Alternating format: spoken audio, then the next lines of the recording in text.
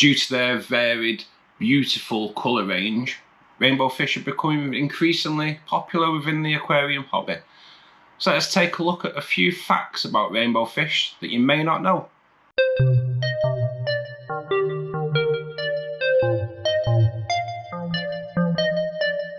There are known to be over 50 different types of species of rainbow fish, and 80% of those are found in Australia, New Guinea and the surrounding islands. Now, they can be found in swamps, lakes, rivers and streams. Rainbow fish are quite a slow growing species of fish. In captivity, they can live up to 8 years depending on the water conditions and temperature. Some reports that they have lived up to 15 years in captivity. When I say it's dependent on temperature, well, the higher the temperature, the faster the metabolism of the rainbow fish, which in turn sadly will decrease the years of life that you will get out of those fish. They will become sexually mature at around about 8 to 12 months in age, which means that breeding them in captivity is possible. We will take a deeper look at breeding rainbow fish later on in the video. When you see rainbow fish in your local fish store, they tend to be 1 inch to 2 inch in length, which says they're going to be between 12 and 18 months in age at that point. Once you introduce rainbow fish into your aquarium, it can still take a good 12 months of great care, great feeding, for those fish to start displaying the colours that they are well known for. As with most species of fish, the male rainbow fish will display more colour than the female. But what's different from rainbow fish is, as they get older, their colours enhance more. The rich colours that they're known for having become deeper, whereas a lot of species of fish, as they get older, they tend to lose their colours or they go a little bit wishy-washy. But all that depends on the correct conditions of your rainbow fish aquarium. So it's good to provide them with good, clean water, stable water parameters, stable temperature, stable pH, KH and GH. All these factors, the size of the tank, heavily planted with plenty of room to swim and manoeuvre, all these things need to be taken into consideration when you're setting up the rainbow fish aquarium. Rainbow fish are a schooling fish and should be kept in groups of no less than 6. Plus, they will also shoal with other schooling fish such as tetras and rasboras. When they do this shoal, it offers a great display within your aquarium and it's so attractive to see. Care does need to be taken when buying rainbow fish, so your females will outnumber the males by at least 2 to 1. What this will do is reduce the stress throughout the aquarium, and it also just helps the female so she's not getting harassed by the males in the tank all the time. When females outnumber the males, it does give them that little bit of respite from the unwanted attention by the males. Fish school for many reasons, such as protection. A large school of fish can warn off any predators because they think that the school is actually larger than them, so they won't go near. They'll school also because it helps them find a mate.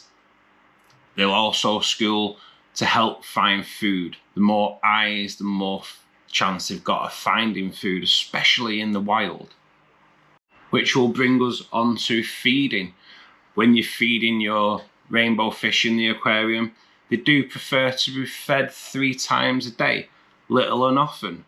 This helps so you don't overfeed the fish. It helps so you don't overfeed the aquarium. Overfeeding the aquarium can lead to ammonia spikes, which will wipe out your population of fish in your aquarium. Just be aware that when you are feeding your rainbow fish, if you have fish that tend to stay at the bottom, like corydoras, Just make sure that food is getting down to those throughout the day or throughout the feeding sessions. Rainbow fish are omnivores, which means they will take plant matter and animal matter. So it's good to offer them a varied diet throughout the day so you can get the most out of those beautiful fish and out of those beautiful colours. Rainbow fish make an absolutely fantastic community aquarium fish as long as you keep them in the schools of 6+ and you don't mix them with the smaller fish, the smaller nano fish like Chilirasporas, for example. Anything that a rainbow fish can fit in its mouth, it would see as a food source. Now, if you want to make a community tank with rainbow fish, then you're going to be looking at the more larger tetras, the larger Asporas, Danios. Plecos are a great addition to a rainbow fish aquarium. Corydoras, as I mentioned, they're another great addition to rainbow fish aquariums. But I would try and steer clear of the fancier fish, like some of the bigger guppies, betters, anything that has fancy, frilly fins. The rainbow fish could possibly nip at them. Better fish shouldn't really be in your rainbow fish aquarium anyway, because they are a totally different setup. But the fancy fish, rainbow fish, could just nip at the fins. So it's advised to steer clear of fish like that. They're also quite a fast moving fish. So a larger size aquarium should be taken into account when you're setting up your aquarium for rainbow fish. They're also, because they move that fast, they can also jump. So I would personally recommend putting a lid on top of your rainbow fish aquarium, or at least when you're topping up the water, keep that water level 2 to 3 inches away from the top. So if they do jump, they're not jumping out of the aquarium. You don't want to come home one day and find your prize bozeman dead on the floor. Sadly, a majority of rainbow fish are now listed on the IUCN Red List for endangered species. This is due to many different reasons. Lake Tubu, for instance, every 2 years, a rise of murky water from the depths of the lake comes through the water and it depletes the oxygen, which obviously then depletes the number of rainbow fish in there. This has left the blue or turquoise rainbow fish listed as endangered. The aquarium trade, urban development, mining industries, even deforestation are all having a massive effect on rainbow fish population. So as a hobbyist, if you can buy farmed over wild caught, then you're doing a little bit to try and help conserve this beautiful species.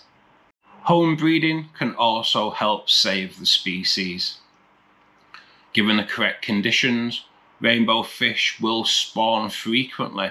It tends to be as the lights come on, as they do breed in the wild in the mornings. The males will display more colour in the morning, which will attract the female. Rainbow fish are egg scatterers, and they have no parental responsibilities whatsoever. So if you do manage to see your rainbow fish spawning, then it's advised to try and remove the eggs or to put them in a floating incubation tank within the aquarium to try and save them the best you can.